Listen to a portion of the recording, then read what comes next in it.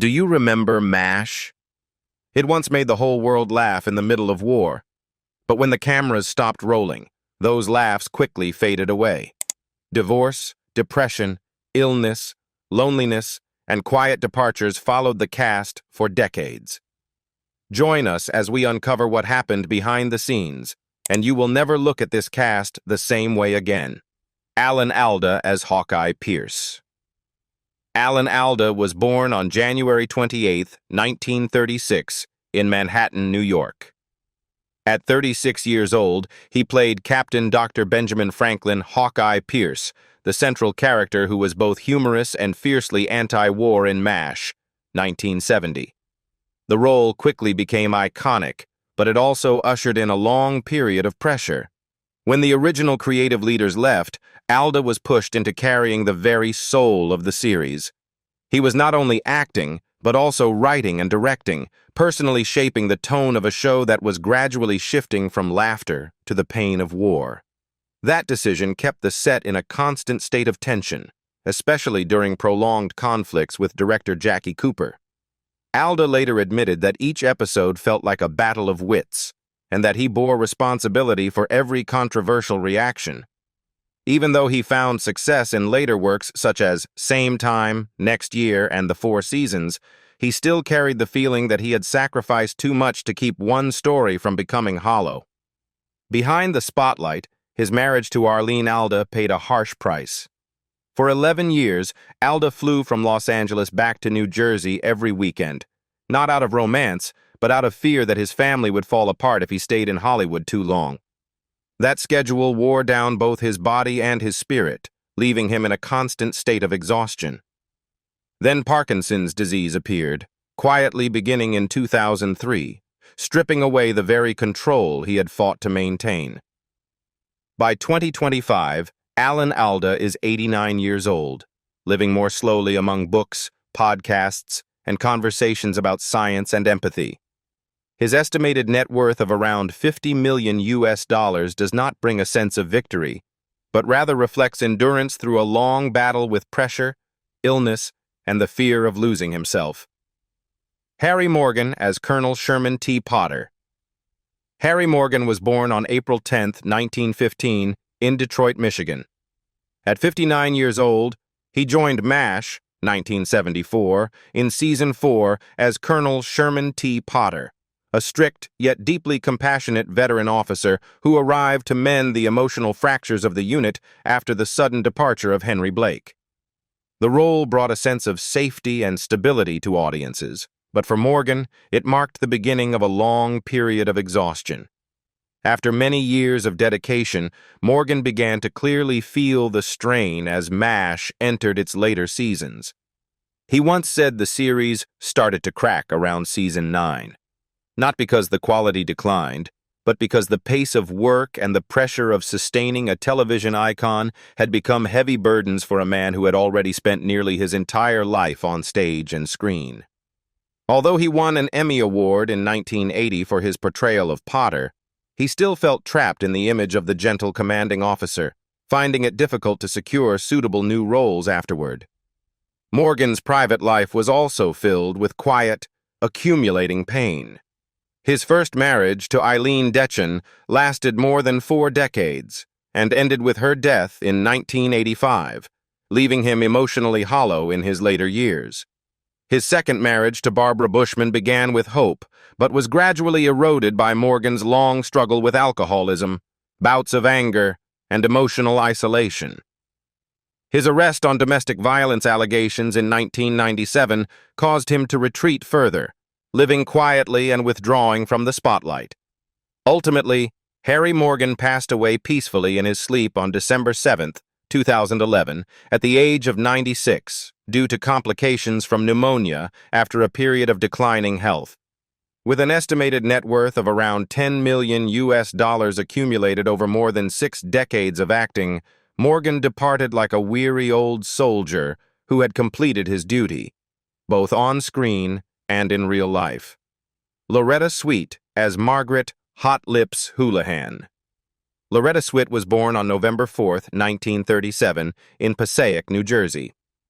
In 1972, at 35 years old, she portrayed Major Margaret "Hot Lips" Houlihan, the tough, disciplined military nurse in MASH. The role took her to the peak of fame, but it also unintentionally confined her entire artistic life that followed. After the spotlight of MASH, Sweet fell into a frightening void.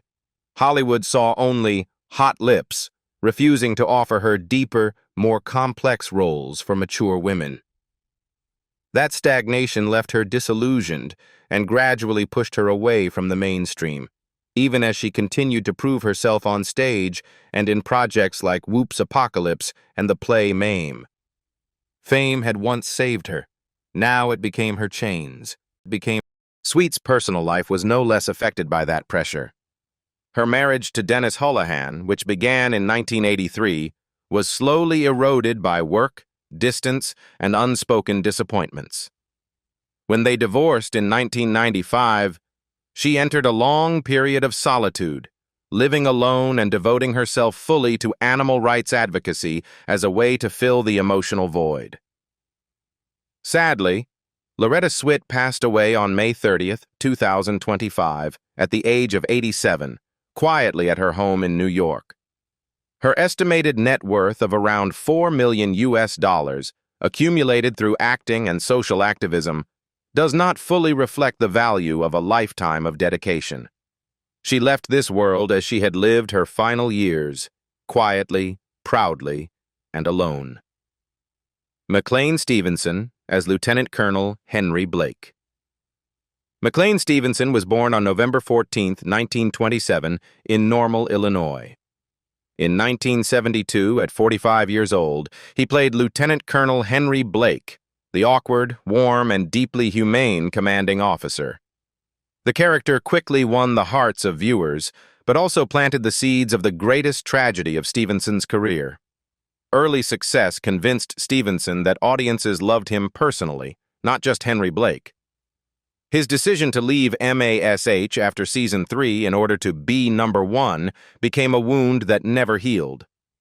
Subsequent projects such as The McLean Stevenson Show failed one after another, canceled bitterly while MASH continued to dominate television.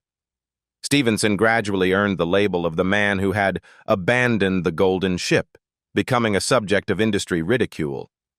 He admitted that this regret followed him until the end of his life, especially when reflecting on Henry Blake's plane being shot down, a moment that mirrored the abrupt end of his own career. Professional pressure collapsed onto a personal life that was already fragile. 3 marriages ended in divorce, accusations of infidelity surfaced, tempers flared, and alcohol became a temporary refuge for a man who could not endure the feeling of failure. Stevenson continued to appear on The Tonight Show with his familiar smile, but behind the scenes was an exhausted spirit, haunted by the question, what if I had stayed? The few guest appearances that followed were not enough to soothe the loss he had brought upon himself. McLean Stevenson passed away on February 15, 1996, at the age of 68, from a heart attack while recovering from bladder cancer surgery.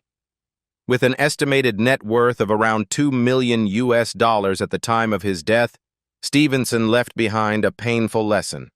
Sometimes, the greatest tragedy is not failure itself, but the decision to walk away from the very role that made the world fall in love with you. Larry Linville as Frank Burns. Larry Linville was born on September 29, 1939, in Ojai, California. In 1972, he was 33 years old when he portrayed Major Dr. Frank Burns, the unit's most unpleasant antagonist, rigid, conservative, and relentlessly bitter. The role made audiences despise him, but it also unknowingly placed Linville in a trap he would never escape. The success of Frank Burns was a double-edged sword. Linville played the character so convincingly that Hollywood could see only one image in him afterward. The bad guy. The man everyone loved to hate. But no one wanted to cast in deeper, more complex roles. As MASH gradually shifted toward a more dramatic tone and Burns became increasingly one-dimensional, Linville realized he had reached a dead end.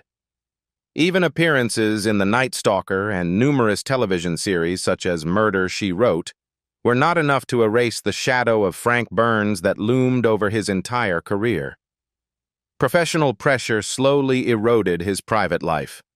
Linville went through several failed marriages, each separation leaving behind more bitterness and a growing sense of emotional failure. Alcohol became a familiar refuge starting in the 1980s, when he came to accept that he was no longer regarded as a versatile actor. Ultimately, Larry Linville passed away on April 10, 2000, at the age of 60, from complications of pneumonia related to cancer and surgery. With an estimated net worth of around $1 million, Linville did not leave behind great wealth, but he left behind a familiar Hollywood tragedy, a man forever trapped by the very role he played too well. Wayne Rogers as Trapper, John McIntyre. Wayne Rogers was born on April 7, 1933, in Birmingham, Alabama. At 39 years old, he played Captain Dr. Trapper John McIntyre, Hawkeye's intelligent, free-spirited, and warm-hearted partner in MASH in 1972. At first, Trapper was promised as an equal character, but that promise quickly dissolved. As the narrative focus increasingly shifted toward Hawkeye, Rogers felt his character being drained of depth. Contract disputes and mounting dissatisfaction led him to decide to leave MASH after Season 3. Although he later found a measure of success with House Calls, Rogers always carried the feeling that he had been pushed off a ship that was sailing triumphantly forward. His relationship with the producers left a psychological scar that made him wary of Hollywood for a long time. Rogers's personal life was equally unsettled. Multiple marriages ended in divorce, and rumors of heavy drinking and reckless living reflected a man constantly trying to control his own destiny, yet unable to avoid collapse. Ironically, as his acting career slowed, Rogers found an escape in the world of finance. He became an investor, managed funds, and appeared on television as a financial expert, but behind that success remained a lingering regret over a role that had once promised far more. Wayne Rogers passed away on December 31, 2015, at the age of 82 due to complications from pneumonia. With an estimated net worth of around $75 million, most of it earned through smart investments rather than acting, he departed as a living paradox, an actor who left a role to find freedom, yet was remembered most for that very role. David Ogden Stiers as Charles Winchester. David Ogden Stiers was born on October 31, 1942, in Peoria, Illinois. In 1977, at 35 years old, he played Major Dr. Charles Emerson Winchester III, a proud, intellectual, and deeply lonely surgical genius created to replace Frank Burns. This character did not generate laughter through stupidity, but through arrogance that concealed profound inner wounds. After the spotlight, Stiers lived with prolonged tension for decades, hiding his sexual orientation in a Hollywood that remained conservative and unforgiving. Every successful role was accompanied by the fear of being exposed and excluded from family-friendly projects, especially lucrative Disney voice contracts. Although he was widely loved for roles such as Cogsworth in Beauty and the Beast and appearances in Pocahontas, he always kept his distance, isolating himself to protect his career. The cost of that safety was long-term loneliness and an inability to live authentically even with those closest to him. Never publicly married, Stiers's emotional life was divided by secrecy.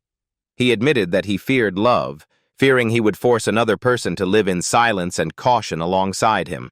Even when he transitioned into more mature roles in The Dead Zone or Stargate Atlantis, Stiers carried the sense that he was living only half a life. It was not until 2009, when he was already in his 60s, that he publicly came out as gay. Sadly, David Ogden Stiers passed away on March 3, 2018, at the age of 75, from complications of bladder cancer at his home in Oregon. With an estimated net worth of around $8 million, he left much of his estate to local arts and music organizations, as if to compensate for a personal life that had been constrained for so long. William Christopher as Father Mulcahy. William Christopher was born on October 20th, 1932 in Evanston, Illinois. In 1972, at 40 years old, he portrayed Father Francis John Patrick Mulcahy, a gentle and compassionate priest who stood amid war with empathy and kindness. The character brought comfort to audiences, but it also reflected many quiet anxieties in Christopher's own life.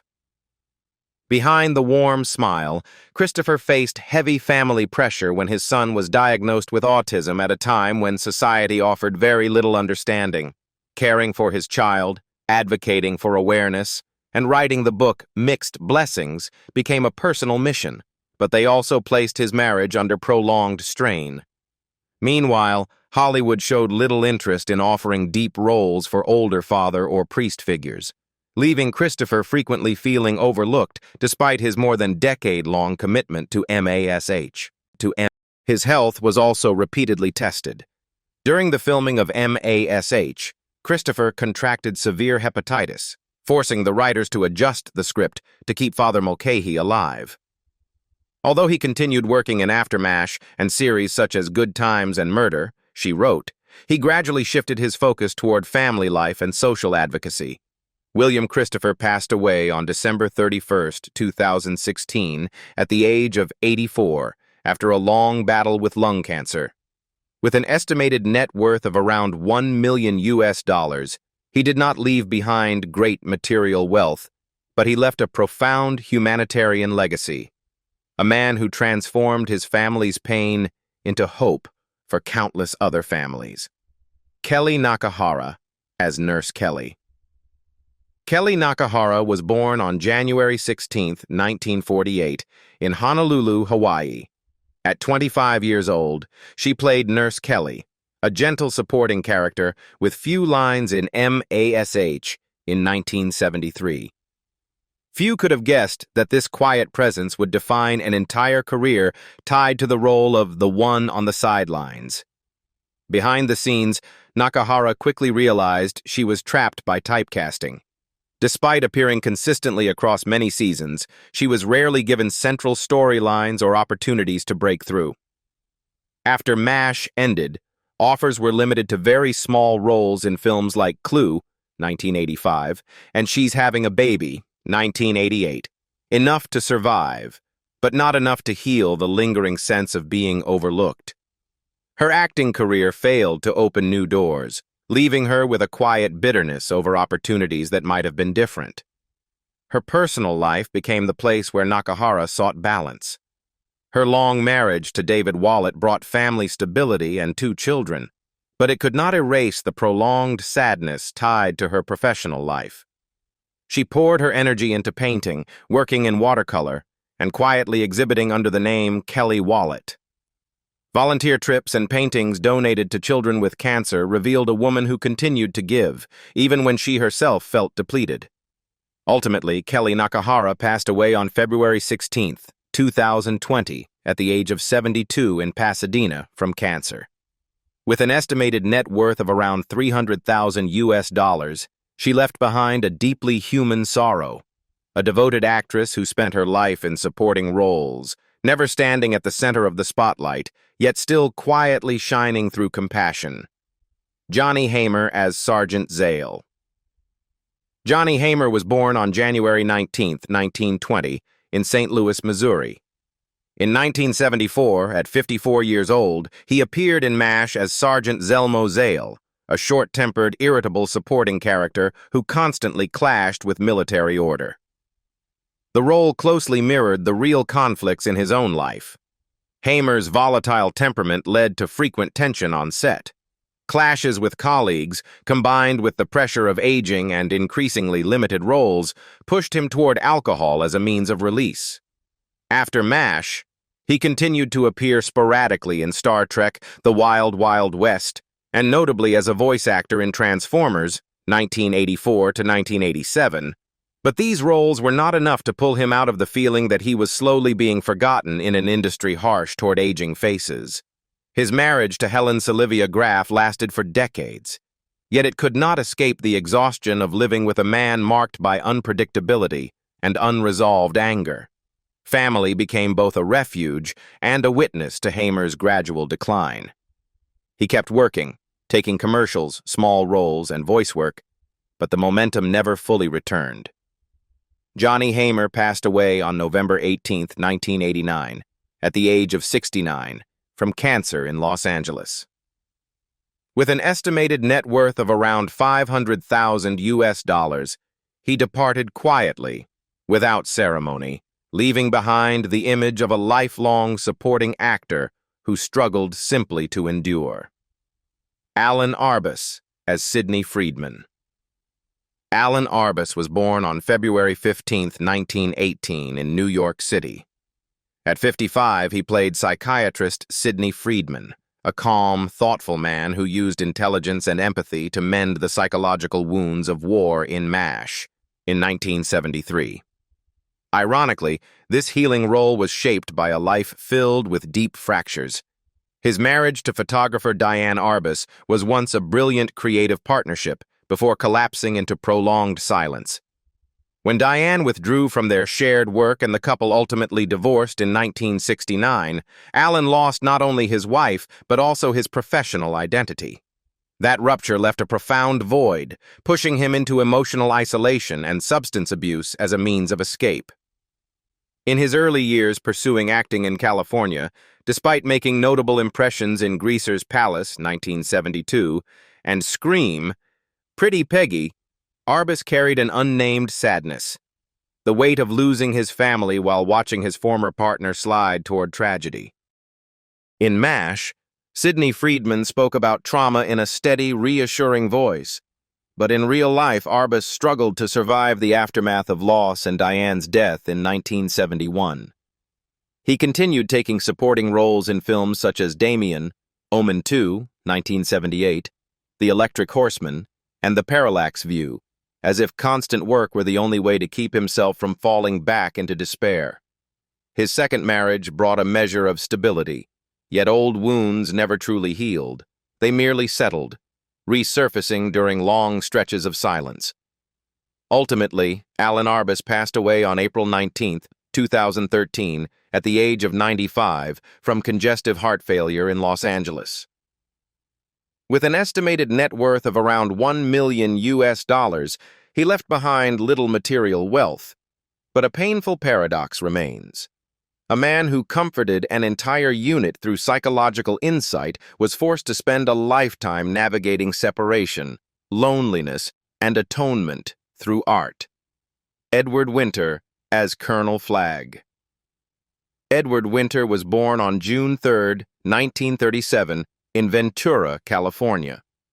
In 1973, he was 36 years old when he played Colonel Samuel Flagg, a paranoid, ruthless, and unpredictable intelligence officer. Flagg provided the show's darkest humor, yet behind the character was a real man struggling with himself. A brilliant stage career that earned 2 Tony nominations, Cabaret Promises, did not guarantee a peaceful life on screen. Winter brought intense energy to the set. Emotional outbursts, broken relationships, and a punishing work pace gradually pushed him into isolation. Although he was well loved on soap and appeared frequently on television throughout the 1970s and 1980s, a persistent sense of insecurity followed him, causing multiple marriages to fall apart and leaving deep, unresolved fractures. As he grew older, Winter continued working relentlessly, from Project UFO to voice acting in animation, as if stopping meant being forgotten. But Parkinson's disease quietly emerged, eroding the physical control of an actor whose craft depended on precision and intensity. His final years became a struggle to endure illness while preserving professional dignity. Edward Winter passed away on March 8, 2001, at the age of 63, from complications of Parkinson's disease in Woodland Hills. His ashes were scattered in the Pacific Ocean. With an estimated net worth of around $1 million, he departed quietly, leaving behind the frightening image of Colonel Flagg on screen, and the very different Edward Winter behind it. Gary Berghoff as Radar O'Reilly. Gary Berghoff was born on May 24, 1943, in Bristol, Connecticut. In 1972, at 29 years old, he played Corporal Walter Eugene Radar O'Reilly, the small, innocent clerk with the uncanny ability to hear helicopters before they appeared. Radar quickly became the emotional heart of the entire camp. Yet behind that pure and gentle image was a man quietly enduring immense pressure. Early success locked Berghoff tightly into the Radar persona, while the demanding shooting schedule and relentless public attention drained him physically and emotionally. His first marriage ended in divorce in 1979, delivering a devastating blow to his mental health and pushing him into depression at the very moment MASH was at its peak. He left the series not because he no longer loved the role, but because he felt he was losing himself and his identity as a father. After leaving MASH, Berghoff never regained a central position in acting. He appeared sporadically on television, game shows, and in commercials, yet he continued to be remembered primarily as Radar from years past. Despite winning an Emmy and being regarded by colleagues as the most subtle actor of the cast, Berghoff gradually withdrew from Hollywood, finding solace in jazz music, nature painting, and small personal inventions. By 2025, Gary Berghoff is 82 years old, living quietly away from the spotlight, devoting his time to art and family. With an estimated net worth of around $6 million, he no longer pursues fame, carrying instead a deeply human sadness. Once an icon of innocence amid fictional war, he paid for that symbol with loneliness and emotional wounds in real life. Jamie Farr as Maxwell Klinger. Jamie Farr was born on July 1, 1934, in Toledo, Ohio. In 1972, he was 38 years old when he played Private Maxwell Klinger, the soldier who wore dresses and bizarre outfits in every attempt to obtain a discharge. Originally intended as a one-day role, Klinger became one of the most unforgettable symbols of the entire series. In the early years, Farr faced heavy pressure, as the cross-dressing role was easily mocked and often misunderstood within a conservative social climate. He worried about his personal image, his family, and the possibility that his children might be hurt because their father wore dresses on TV. Rather than walking away, Farr patiently fought for the character to gain depth, gradually transforming Klinger from exaggerated comedy into a man defined by loyalty, responsibility, and compassion. Unlike many of his co-stars, Farr had a rare source of stability: his enduring marriage to Joy Ann Richards, which began in 1963. That foundation allowed him to withstand professional pressure and helped turn Klinger from a joke into a beloved character. After MASH, he continued working in After MASH on Broadway and in films such as The Cannonball Run, never needing to flee from his defining role. By 2025, Jamie Farr is 91 years old, living peacefully and appearing at MASH tribute events, regarded as a living witness to a golden era of television. With an estimated net worth of around $6 million, Farr leaves behind a unique legacy. He not only survived a difficult role, but proved that empathy and perseverance can transform laughter into genuine humanity. Mike Farrell as B.J. Hunnicutt. Mike Farrell was born on February 6, 1939, in South St. Paul, Minnesota. At 35 years old, he played Captain B.J. Hunnicutt, the calm, compassionate doctor who served as an emotional counterbalance to Hawkeye Pierce in MASH in 1975. However, that very quietness became a double-edged sword. Farrell was constantly compared to his more flamboyant co-stars and criticized as being bland, a sustained pressure that forced him to continually prove his worth. At the same time, his marriage to Judy Farrell, who also appeared in MASH, gradually fractured under the strain of an intense shooting schedule and public scrutiny. The sense of personal failure seeped into his work, turning each day on set into a struggle between professional responsibility and mental exhaustion. Farrell did not abandon the profession, but he changed direction. He wrote for and directed episodes of MASH, then moved into projects with strong moral depth, such as Providence, 1999 to 2002, and his producing role on Patch Adams, 1998. In parallel, he became deeply involved in human rights activism, particularly opposing the death penalty. Farrell himself has admitted that he cried many times over stories of injustice. By 2025, Mike Farrell is 86 years old, living at a slower pace, but still speaking out for what he believes is right. With an estimated net worth of around $10 million, he does not measure success by fame, but by having lived in alignment with his conscience. After the spotlight faded, each MASH actor paid a very personal price for the role that created a legend. In your opinion, whose life after MASH is the most heartbreaking? Leave a comment, share your feelings, and don't forget to subscribe to continue exploring these untold stories with us.